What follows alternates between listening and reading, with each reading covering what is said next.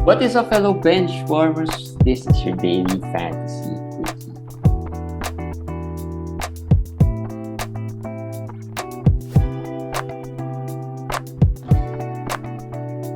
Hey guys, what's up? We are back, Daily Fantasy Quickie. We'll try to make up for yesterday's no episode. Saturday, I'm sleepy and we were late. But that's fine, we'll make up for it. We'll post we'll post the schedule analyzer episode. And of course, this quickie will talk about some players. My name is JJT, your host, with Komish Eric, Jabari Smith. Yeah, lots of news. But we start with Jabari Smith. Yes, let's start with Jabari Smith because our voodoo magic is working. To flaunt a bit our FBW call out. We're on a roll. We haven't really called out anyone after him. He was the last successful call out that we've had. Today he had a double, right? 15 rebounds and 9 points, 9 points, 15 rebounds. 15 rebounds and 2 blocks, although he was a negative 21 in the plus minus. So I think but we don't care about that, right? In fantasy, that 15 rebounds was nice. He started out hot, actually. I'm a bit disappointed. He was 4 out of 10 because I think he started out 4 out of 7, 4 out of 8, right? It would have been a nicer stat line if he scored in double figures, but we'll take it. 9 points, 10 rebounds, and 2 blocks. Those 2 blocks are big. I told you with these young players, when they start off well, when they go 3 of 4, 2 of 4, 3 of 5, 4 of 5, 4 of 7, they usually will have a good game, even if they miss the rest of their shots. Because, as I said, these young players, they need their shots to fall for them to, be more engaged. Usually, have their confidence to help out rebounding, blocking, steals, assists, like Jalen Green. So yeah. That is the key, really. A good start. Speaking of Jalen Green, he also had another good game. I mean, we've called him out a few weeks ago, or a couple of weeks ago, maybe. 33 points today. He's been solid over the past 5-6 games. Overall, I think he's been pretty solid for around 6 games. So that's another player that's been playing well. Just to add to that quickly, Jalen Green, Jerami Grant is also very hot lately. Yeah. Another 30-point plus game. These two are sell highs for me. Jalen Green included. If you can get a top 60 or 70 shooting guard for Jalen Green, I would do that. Jerami is, you know what I think about Jerami. Not Jeremy, not JJT. We love JJT, but Jerami, I really think he's a little overrated. So this is the moment. No, you can convert these players to more well-rounded players, because Jalen Green, as we said, very one-dimensional in fantasy. So I have one for you, Jerami Grant. Maybe a Middleton who hasn't played yet. Yes. That's a good deal. It's a good deal. Those are easier players to target. Those who haven't played yet, but no updates yet. No updates yet. It's going to be hard. Surprisingly. It's going to be hard now to get players like JJJ, who just had a major update today. And let's segue to that. JJJ was doubtful already for the game today. Was it today? For tomorrow's game. Tomorrow. Yeah, for tomorrow's game, he was considered doubtful. He probably won't play, but that's a big upgrade from just being out.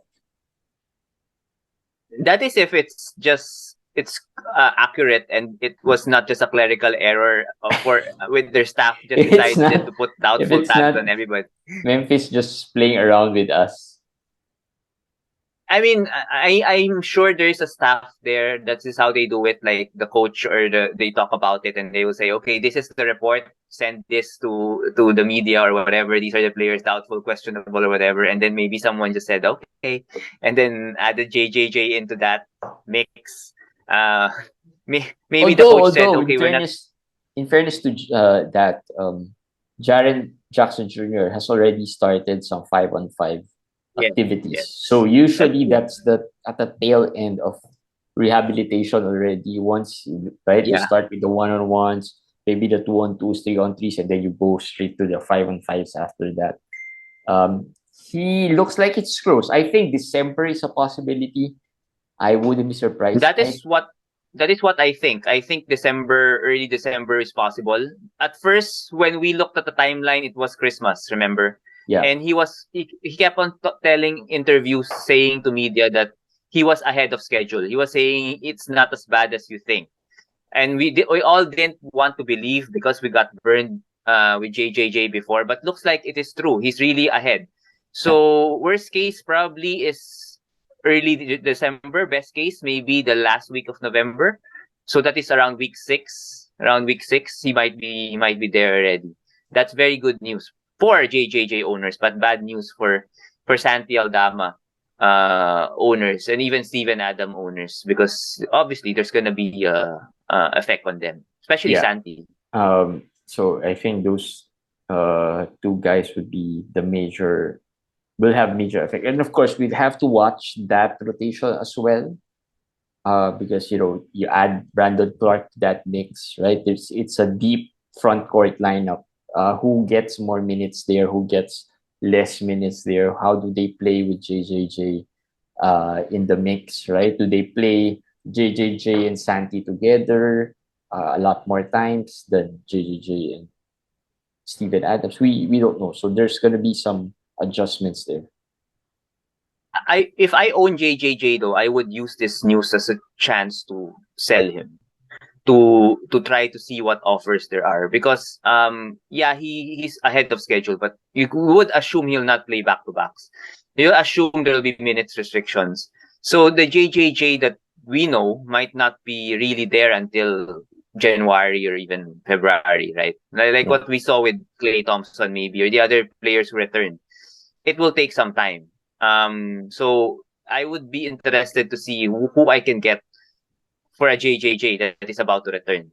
And this is a start. You don't have to trade him right away, but it's hard to trade him when he already comes back. And they see that, hey, he's getting 15 minutes, 18 minutes. They're easing him in. At that time, the managers might have something to see already, concrete back score to see. Yeah. Compared to now, you're selling the idea of a shot blocker, 3-point shooter. It's easier. And you just test the market. Like what we always say, test the market, see what's there, and then if you like something, maybe just pull the trigger.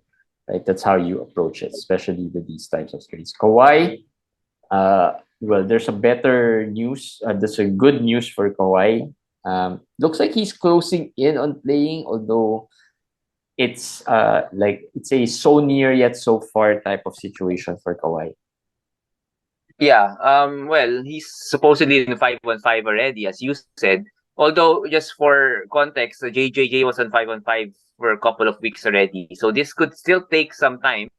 But the difference is with Kawhi, it's vague, but I know there's no re-injuring. It's just that there's some tightness or stiffness that they just want to be out totally before they let him play. So probably week 6 is the best case also, I think. Week 6 or somewhere there. But again, I'm gonna write it also in my update. I'm not gonna try to do anything with Kawhi. If I don't own him, I'll just thank the fantasy gods that I was spared having the headache of Kawhi. I'm sure there will be a lot of offers about Kawhi, but I'm not really interested in any of them. Yeah.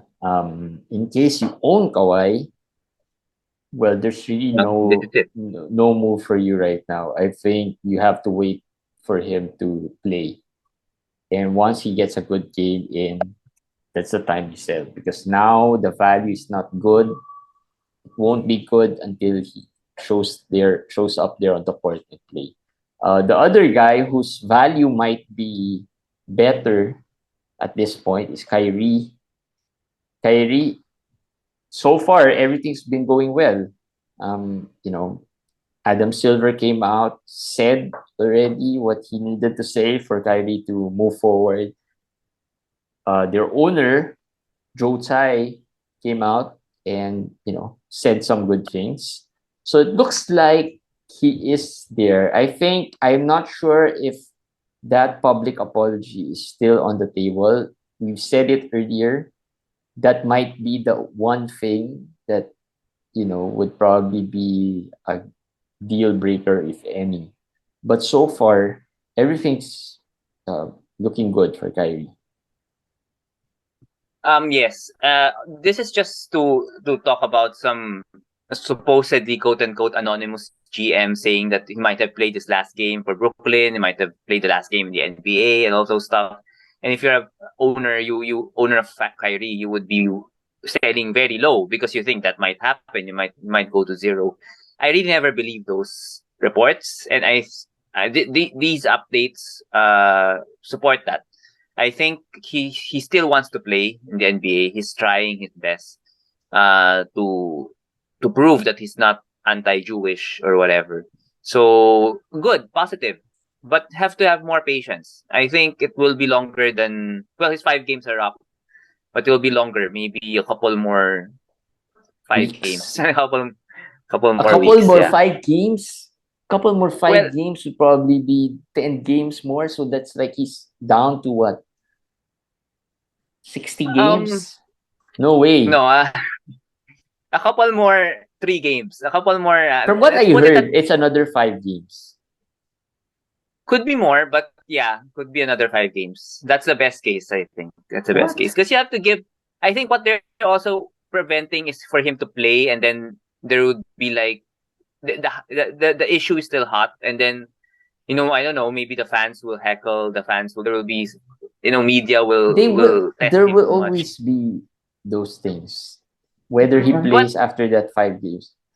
I'm hoping he doesn't reach another 5 games, because another 5 games is huge.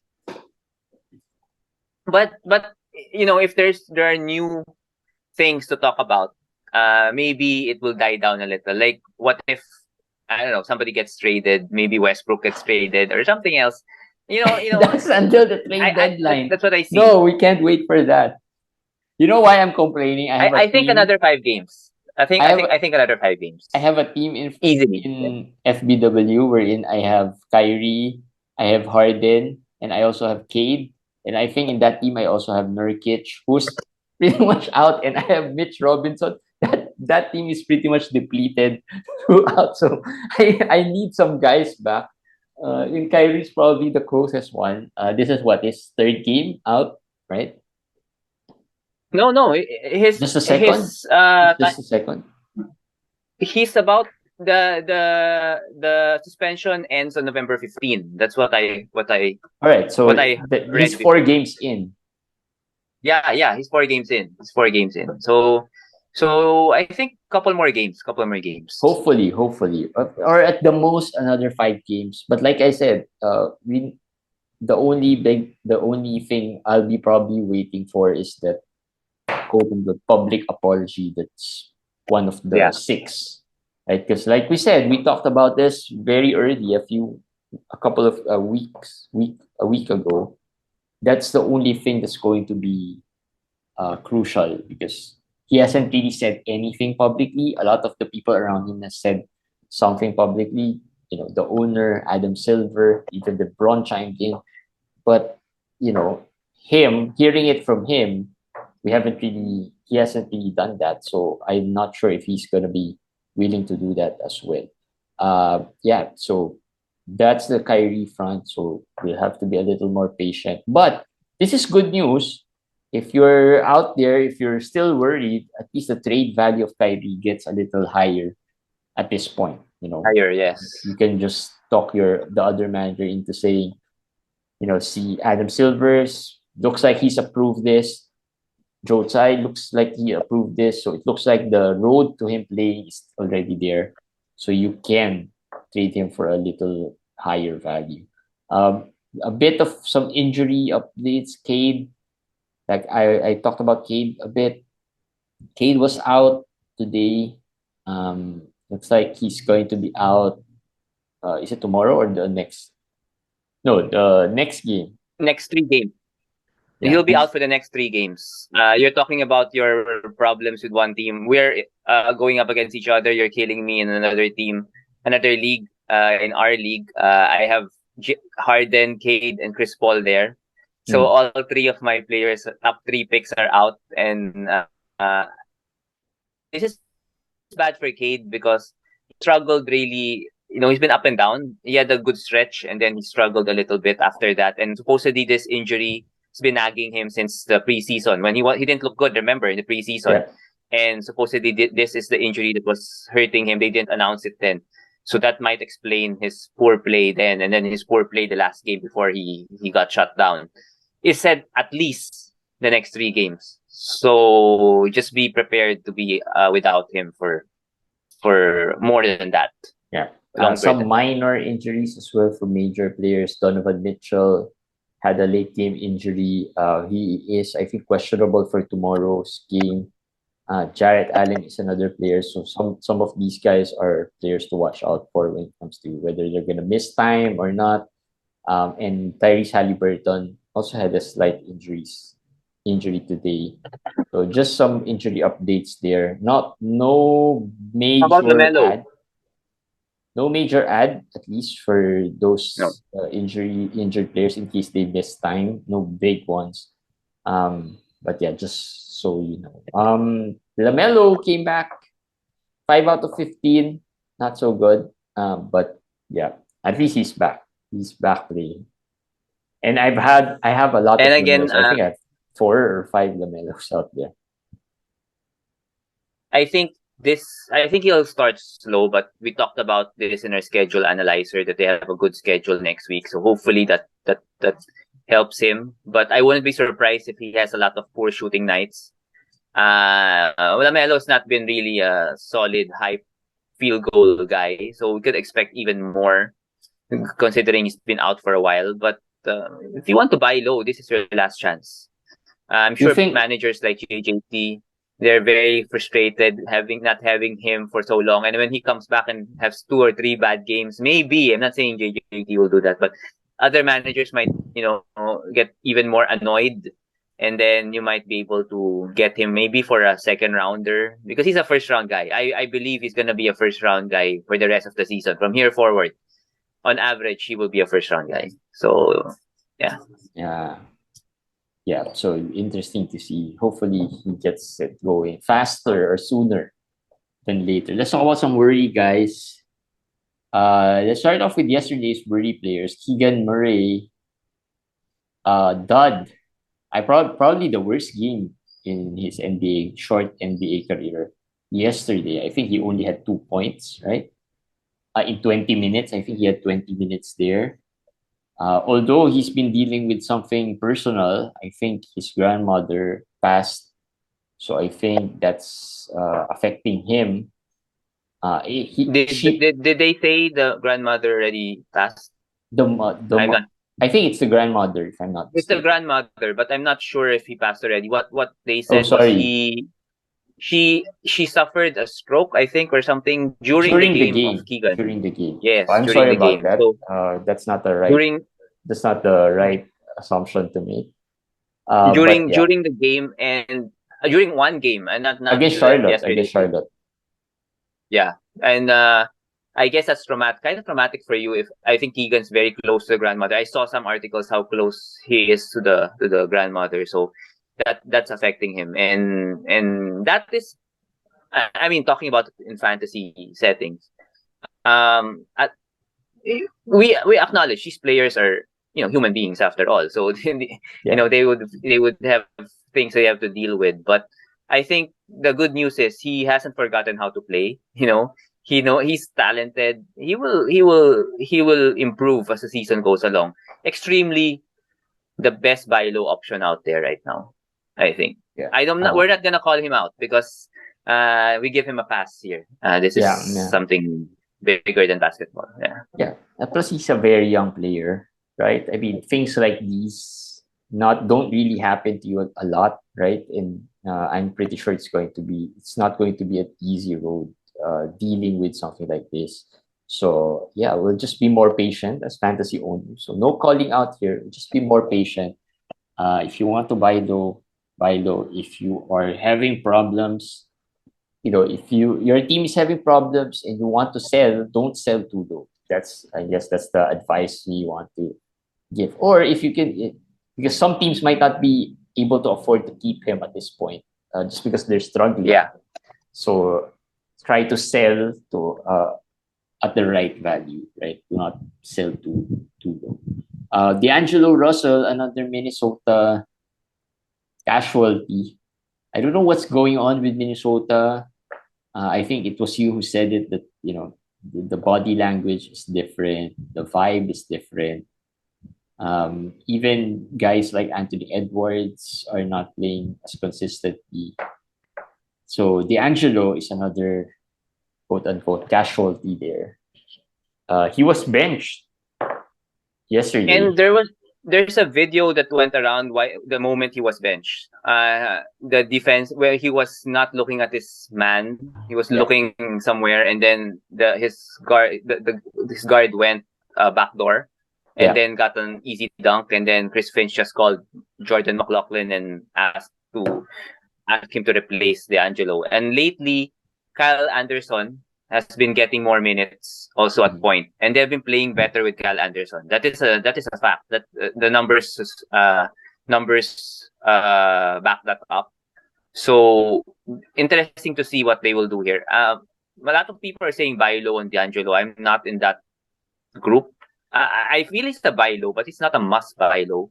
It depends on really how low you can get with him. But if you're trading, getting him for somebody of value, also I'd rather not, because not that high on D'Angelo to begin with. Yeah, me too. Not really a big fan of D'Angelo. But hopefully he gets it going.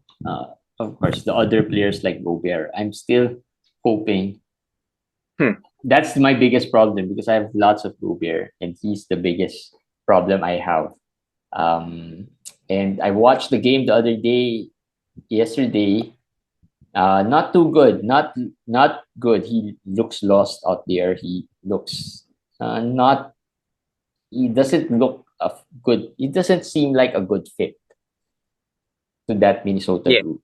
Which is even the pick and rolls. Even if he rolls, no one's there to give him that ball on a roll, right? So really not a good situation for Gobert as well. DeAndre Ayton, we talked about him in our buy low, sell high episode. Still a buy low. Yeah, still a buy low. I mean, 14.7 rebounds. It's really the low end already of Ayton. I'm not sure if Chris Paul's absence the past few games has any effect on him. Maybe we've seen that before, but he should be better than this. He got a new contract, right? So maybe there's still some animosity towards how he got that contract or whatever it is. It's been a while. There shouldn't be one. There shouldn't be one. Yeah, well, we never know with these players. But as I wrote yesterday, his numbers are almost just the same as Isaiah Stewart's number, and actually he's worse than Isaiah Stewart. Isaiah Stewart's in the top 100. He's 133rd. So, but I would definitely pick him over Isaiah Stewart. So that's something you can maybe try. Stewart, maybe, something like that. If you can buy that low, sure you can go ahead. So DeAndre Ayton, a worry. I don't know how far. What's his rebounding average though? Because I think 7.6. So he's right there, right?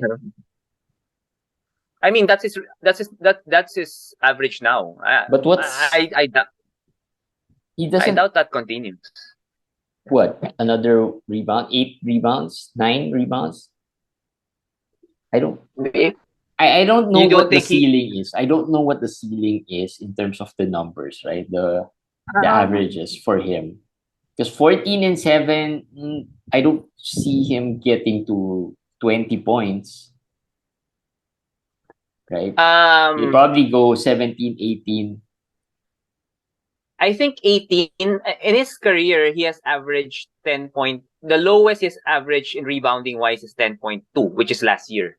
So at 7.3, not Alright, so 7.6, 7.3 this year, there's still 3 rebounds. right. That's a lot. That's a big step there. And then the points at 14, this is also his career low already. And that's not supposed to happen, right? That's not supposed to happen. He should be 18 and 10. Should be 18 and 10 Yeah. easily. That should be the baseline. And well, I'm just betting he will reach that point this season. Yeah, so we'll wait and see. We'll wait and see. Buy low, guys. I still think he's a buy low, but I'm not sure if the ceiling is that high too. Other worry players, Jared Vanderbilt, not rebounding at the rate we want to. But this has happened to him. Last year, this has happened. He had a great start, and then suddenly it was just he died down. The numbers went down as the season ended, right? So maybe I'm not. So is this? Do you think this is a buy low opportunity, or is he going to be that player we're not sure if we can rely on?